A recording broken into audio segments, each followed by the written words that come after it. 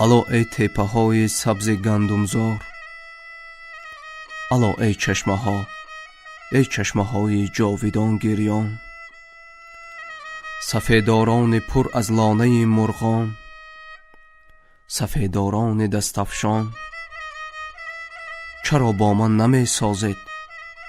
رفیق کهنه خود را نمی پرسید؟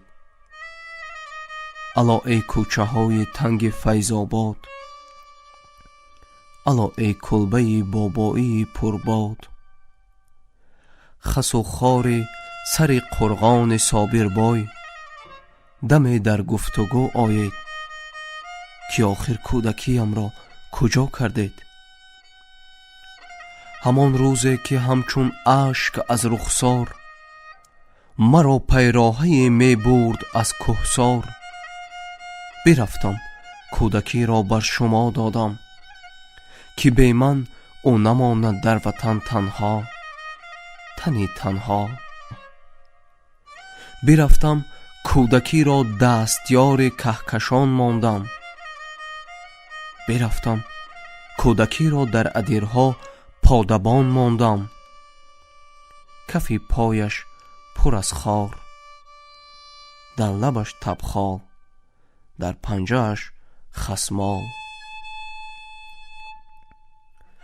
با خود گفتم اگر من باز برگردم ورا از سیله های کفتران فریاد خواهم کرد، چو کفترهای دست آموز.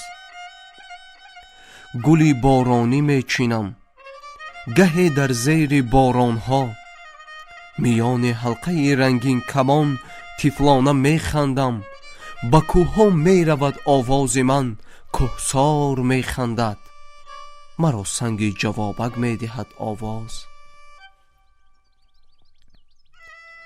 ندانستم که کوی کودکی خاطر پریشان است، مرا آخر فراموش می کند آسان، نمی بیند مرا بار دیگر چون طفل کوهستان.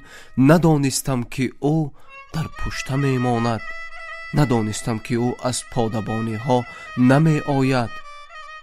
پس از این رمه شباده ها را شب چرا برده، پس از این پاده های ابرها را می چراند در بر تلها، پس از این پاده های ابرها را می برد دریا.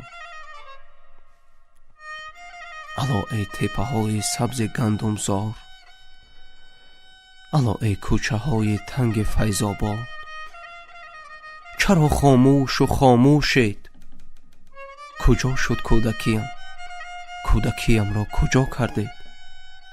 من اکنون در دیار کودکی چون مرغ کوکویم، با کوی کودکی چون مرغ کوکو می کنم کوکو، و از خار سر قرغان صابر می چکد باران.